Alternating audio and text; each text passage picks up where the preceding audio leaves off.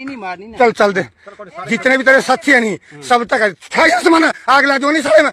तेन नहीं मेरा लाइफ सर हिंदू हिंदू में आग ला दी बांग्लादेश में लाती तो बाहर तो मेरा तो वंदे मातरम क्यों बोलता फिर जितने तेरे चल जितने तेरे साथी है नहीं आग ला दूंगा। ये वीडियो आपने देख लिया होगा। इस वीडियो में जो चीजें आपने देखी वो निहायत ही शर्मिंदा चीजें हैं। वो ऐसी चीजें हैं जो कोई भी समाज, कोई भी सिविलाइज्ड सोसाइटी कभी एक्सपेक्ट नहीं करेगी और ना उसको एक्सपेक्ट करना चाहिए। ये ऐसी चीजें जो आज की 21वीं सेंचुरी में, आज के सिविलाइज्ड वर्ल्ड में ये चीजें बिल्कुल भी देखने को नहीं मिलनी चाहिए थी। लेकिन अफसोस की बात है कि ये चीजें आज भी हमारे अंदर, हमारे सामने हो रही हैं और ये हम सब के लिए as a nation, as a society at least एक सोच वाली बात है, एक फिक्र वाली बात है कि आज के इस दौर में भी ये सब चीजें हो रही है। एक तरफ से हम दावा करते हैं, हम ये सोचते हैं कि एक भारत श्रेष्ठ भारत या विकसित भारत की बात करते हैं या स्ट्रॉन्ग नेशन की बात करते हैं, लेकिन दूसरी तरफ से हमारे बीच में कुछ लोग, हमारे भाई दूसरे लोगों को जो एक्चुअली में उन्हीं के लोग हैं, उनके अपने लोग ही, उनको टॉर्चर करते हैं, उनको मारते हैं, उनको टेरराइज करते हैं। इसमें अगर टेरराइज वर्ड भी इस्तेमाल करें तो वो भी गलत नहीं होगा, क्योंकि टेरर का मतलब ये होता है कि दहशत फैलाना, डर फैलाना। ये वाक़ा आप देख रहे हैं कि कश्मीरी शॉल सेलर्स बेचारे जो घर से निकलते हैं ठंड में, सर्दी में, पंजाब में आते हैं, हरियाणा में, उत्तराखंड में, ऐसी जगहों पे जाते हैं। वो अपना सामान बेचने जाते हैं, वो कुछ कमाना चाहते हैं, वो कंट्रीब्यूट करना चाहते हैं। असल में कमाना ये है कि जब वो अनएम्प्लॉयमेंट को तर्क करके साइड में छोड़कर वो सामने निकल कर आते हैं, वो कुछ कंट्रीब्यूट करना चाहते हैं कंट्री की इकोनॉमी में, स्टेट की इकोनॉमी में। वो आइडल नहीं बैठना चाहते, लेकिन अनफॉर्चुनेटली शायद उनको ये भी करने नहीं दिया जाता कि वो अपने हाथों से कमाएं, अपनी मेहनत, मजदूरी, मुशक्कत के साथ कमाई हुई रोटी भी उनको शायद ये सोचा जा रहा है कि उनको नसीब ना हो पाए,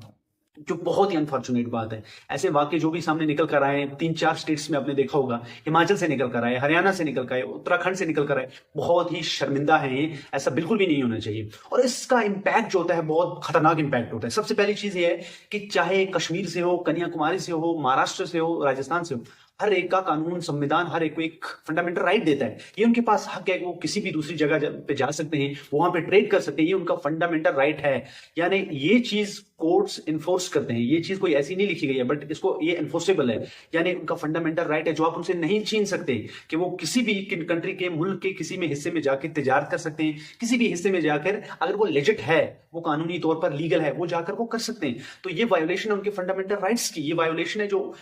कानून ने, आईन ने, लॉ ने उनको जो राइट दिया है, ये उसकी वायोलेशन है। दूसरी चीज ये चीजें कर आप एक बड़े तबके को, एक लार्ज सेगमेंट ऑफ पॉपुलेशन को आप एलिनेट करते हैं। आप उनके अंदर जो भाईचारा था या उनके अंदर हेट्रेड जो है उसको प्रमोट करते हैं, ये एनिमिटी को प्रमोट करते हैं। ये चीजें कर आप एक सेगमेंट को, आप कश्मीरी को टारगेट करते हैं, आप शॉल सेलर को टारगेट करते हैं, मजदूर को टारगेट करते हैं, तो एक बड़ी पॉपुलेशन को आप मेन स्ट्रीम नहीं होने देते, उनको एलिनेट करते हैं। एक तरफ से आप ही लोग करते हैं कि नहीं भाई साहब, हम दावे करते हैं कि आप लोगों को मेन स्ट्रीम में लाना है, इंटीग्रेट करना है, लेकिन दूसरी तरफ से आके ऐसे वाकये अगर होते रहेंगे और उनके ऊपर किसी किस्म की रोकथाम नहीं होगी, तो ये क्लियर इंडिकेशन है कि आप एक बड़ी पॉपुलेशन को, बड़े तबके को एलिनेट कर रहे हो, साइडलाइन कर रहे हो, ये सब चीजें कर। तीसरी चीज यह है कि इससे उनकी जो मेंटल हेल्थ पे असर पड़ता है। इतने सारे वाकये हुए, जब एक बच्चे को आप मारते हो या एक शॉल सेलर को आप टॉर्चर करते हो, ये चीजें उसकी मेंटल हेल्थ पे बहुत जबरदस्त असर करती हैं। उसकी जो फैमिली है या उसका जो फियर साइकोसिस, जो आपका मिशन है, जो आप ऑब्जेक्टिव लेके के लोगों के अंदर डर फैलाना है, उस चीज को आप प्रमोट करके एक बड़े तबके के अंदर या जिन लोगों को आप टारगेट करते हो, उनकी जो साइकोलॉजी पे असर पड़ता है, उनकी फैमिली पे या उन पे जो उनकी मेंटल हेल्थ पे जो असर पड़ता है, उसके बहुत बुरे असरात होते हैं और वो चीज उनको लाइफ टाइम के लिए अफेक्ट करती है।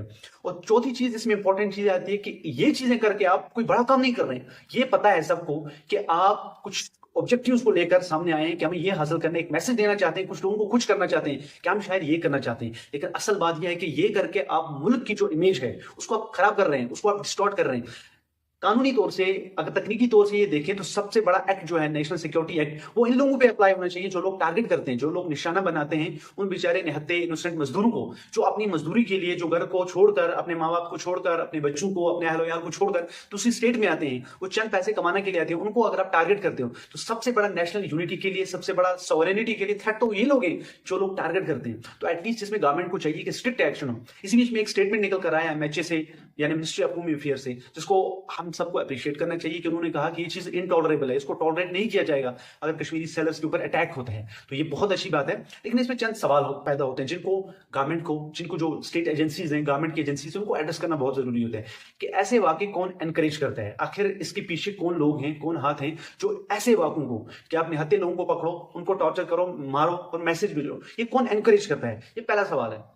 दूसरी चीज यह कि इनको प्रोटेक्ट कौन करता है? अगर लोगों को हिरासत में लिया जाता है, जो लोग इसमें इन्वॉल्व होते हैं, अगर उसको पकड़ लेते हैं, तो उसके बाद उनको शील्ड कौन देता है, उनको प्रोटेक्ट कौन करता है, उनके बचाव के लिए, उनके तहफ़्फ़ुज़ के लिए कौन निकल कर आता है? और तीसरी चीज ये है कि क्या अभी जो वाकये हुए हैं, अभी क्योंकि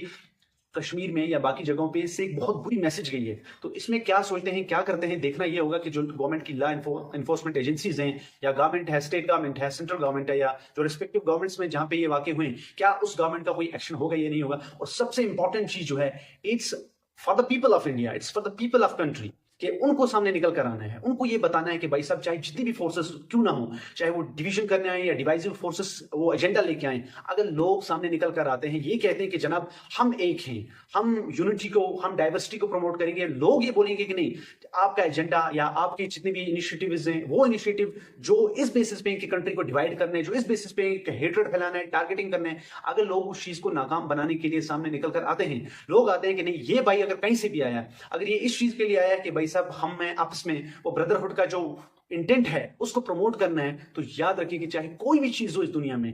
ये जो कंट्री है, ये जो मुल्क है, इसके अंदर वो जो भाईचारे का निजाम है उसको तोड़ नहीं सकती, उसको डिस्टॉर्ट नहीं कर सकती। तो ये सबसे बड़ी जिम्मेदारी लोगों की जिम्मेदारी है। लोगों को निकल आकर इन फोर्सेस को ये बताना होगा कि भाई साहब चाहे कुछ भी हो, वी आर वन। बहुत बहुत शुक्रिया।